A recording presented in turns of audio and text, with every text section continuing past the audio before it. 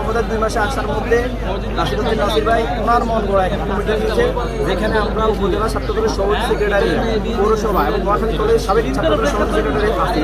সেখানে আমার জন্য আমরা এই প্রতিবাদ জারি রাখবো, কারণ আমাদের সাথে দীর্ঘ 17 বছর গ্রামের সাথে অন্যায় করা হয়েছে। মানে ব্যক্তিগত ব্যক্তির চয়েস অনুসারে একটা সংগঠন ছাত্রদলের কমিটি হবে, সেটা তো আমরা মেনে নিতে পারি না। আরেকটা বিষয় হচ্ছে, আপনারা নোয়াখালী জেলা ঐতিহ্যবাহী জেলা, এখানে অতীতে যারা ছাত্রদলের সভাপতি সেক্রেটারি হয়েছে তাদের ব্যাকগ্রাউন্ড আর বর্তমান যারা হয়েছে তাদের ব্যাকগ্রাউন্ড, ধরেন একটা যুগ্ম আহ্বায়ক উনি কীভাবে কমিটিতে চলে আসে, এটা অর্থের বিনিময় হয়েছে কীভাবে হচ্ছে, সেটার জন্য আমরা তীব্র নিন্দা জানাচ্ছি। আমরা জানতে চাই এবং দেশটা তার একটা সমানে আমাদের প্রধানমন্ত্রী, জনগণের প্রধানমন্ত্রীর এখানে হস্তক্ষেপ কামনা করি।